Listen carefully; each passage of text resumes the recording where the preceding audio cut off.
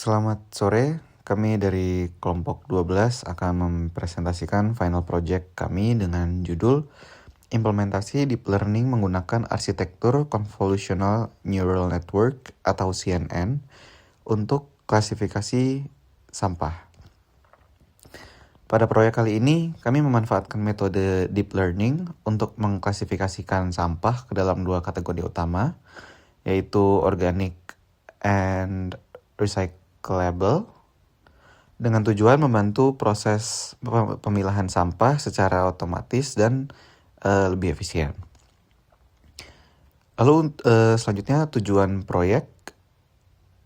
utama dari proyek ini ada 3. Pertama, kami membangun model deep learning dengan implementasi arsitektur convolutional neural network dari awal untuk tugas klasifikasi citra. Kedua, kami membuat sistem klasifikasi sampah yang mampu membedakan antara sampah organik dan sampah daur ulang secara otomatis dengan tingkat akurasi yang baik.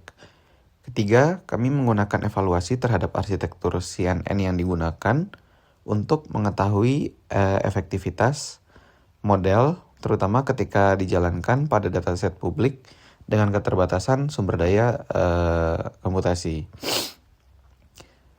Untuk selanjutnya ada dataset dan proses training.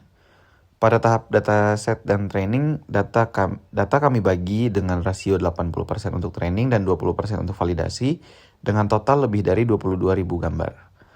Selanjutnya dilakukan tahap pre-processing di mana seluruh citra di resize menjadi ukuran 150 x 150 pixel dan dinormalisasi menggunakan skala 1/255. Untuk mengurangi resiko overfitting, kami menerapkan data augmentation seperti random flip, rotation sebesar 0,1, dan zoom sebesar 0,1. Model dilatih menggunakan optimizer Adam dengan loss function sparse categorical cross entropy yang sesuai untuk klasifikasi multi-class berbasis label integer.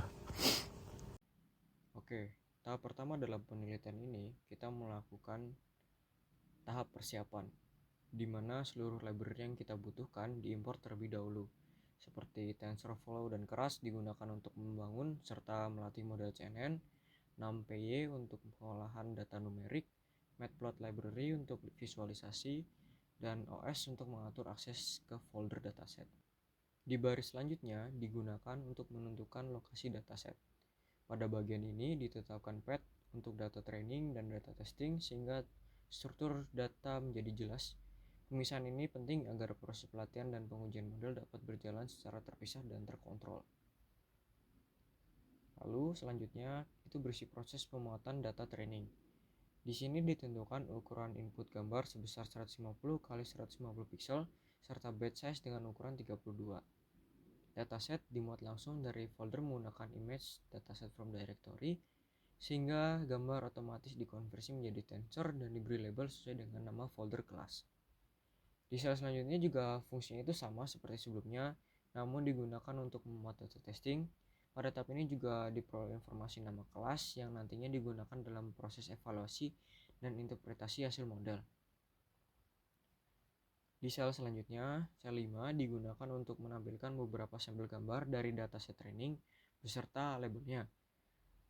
Tujuan utamanya itu adalah untuk memastikan bahwa data telah terbaca dengan benar, label sesuai dengan kelasnya dan tidak terdapat kesalahan sebelum masuk ke tahap pelatihan model. Untuk baris ke-6 ini adalah proses optimasi dataset.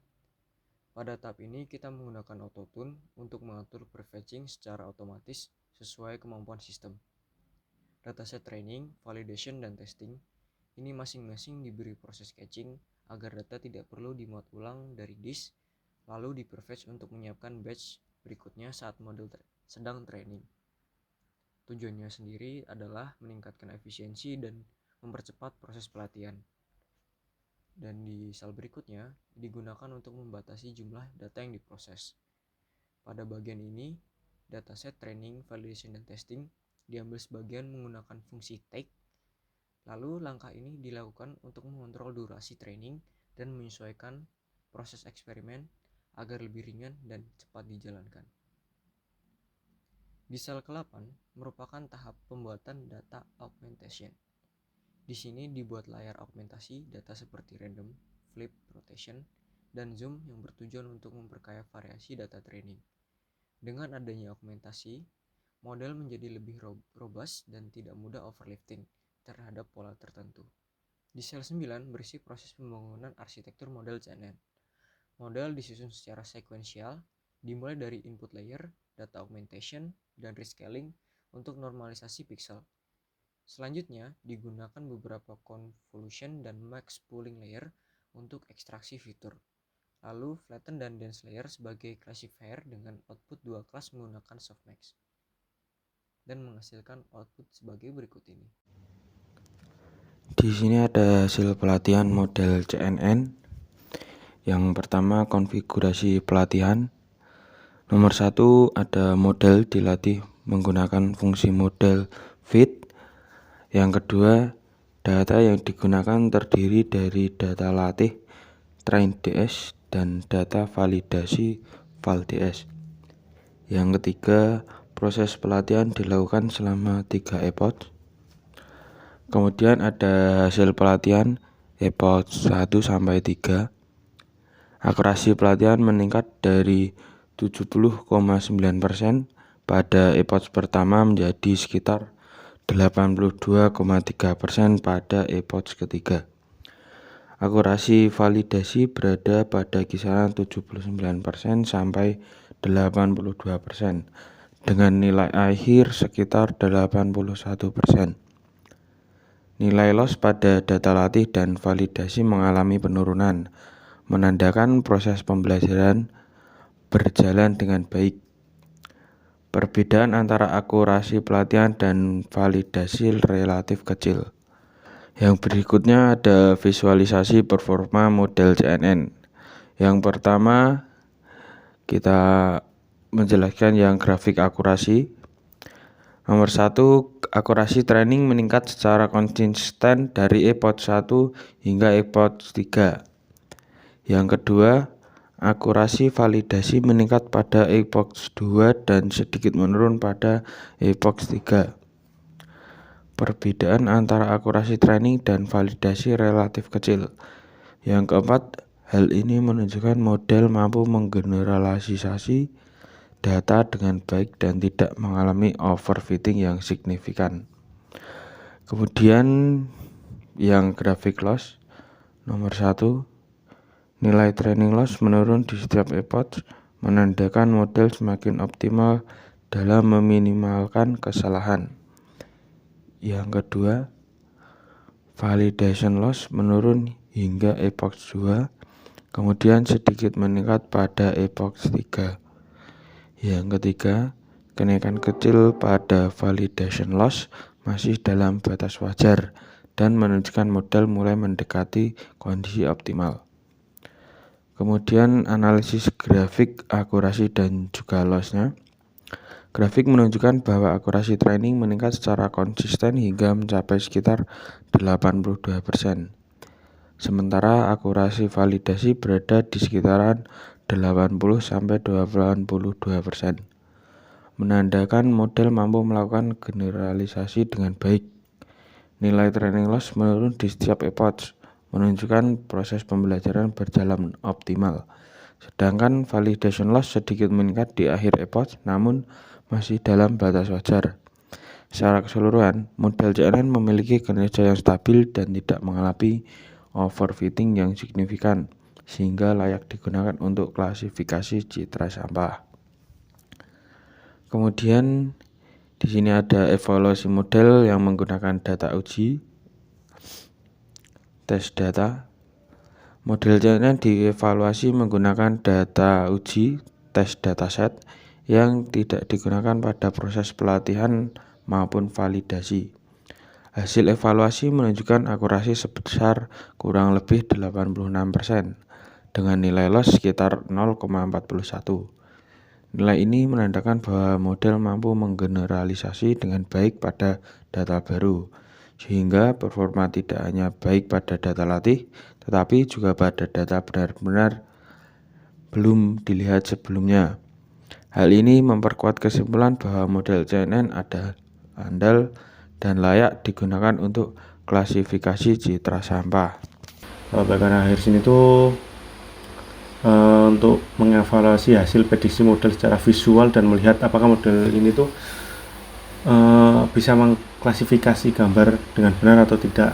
Ya, kita tahulah tadi sudah 80-an% gitu ya, udah termasuk stabil juga kan ya, walaupun ada beberapa yang kesalahan gitu ya. Nah, untuk kode ini tuh kita ngambil satu batch dari dataset, terus kita prediksi dengan model CNN. Terus untuk gambarnya kita ngambil 9, terus kita tampilkan dalam grid 3x3 dan disertai dengan label prediksi dan label asli. Next kita ke output. Nah, untuk output ini, jadi ini ada sedotan tuh recycle ya, terus sayuran ini organik, terus tiri atau horden ini recycle, wortel organik jelas, terus ada biji-bijian nih organik, terus nah ini ada tisu atau kertas atau kain apa ini, nah ini tuh right-nya organik, true-nya recycle. Jadi seperti yang saya bilang tadi, ini tuh sudah bagus, sudah 80%-an gitu kan tadi. Nah, tapi ada salah satu ini yang memang kurang terverifikasi gitu. Jadi belum, ini tuh kayak nggak jelas gitu, ini tuh mau masuk organik atau recycle gitu kan. Nah, terus ini ada kayak ketumbar atau biji-bijian apa, ini organik jelas, terus ada apel organik, jeruk organik semua. Oke, jadi kita bisa lihat bahwa model ini tuh udah baik gitu. Namun masih ada kesalahan di ini tadi yang kayak kain, tisu atau kertas ini. Klarifikasinya tuh kurang gitu. Jadi yang satu organik, yang satu recycle gitu. Jadi ya kita bisa kita dapat menyimpulkan kalau model ini tuh sudah stabil, sudah bagus, tapi masih ada yang salah. Jadi untuk sementara dengan project ini menggunakan model tersebut itu sudah bagus.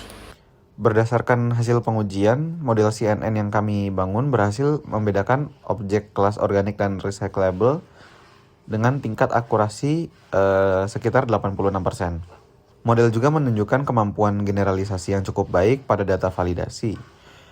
Hasil prediksi secara visual memperlihatkan bahwa sebagian besar citra dapat diklasifikasikan dengan benar. Oleh karena itu, dapat disimpulkan bahwa proyek ini layak digunakan sebagai dasar pengembangan sistem klasifikasi citra sampah sederhana berbasis deep learning. Sekian dari kami. Kurang lebihnya mohon maaf. Wassalamualaikum warahmatullahi wabarakatuh.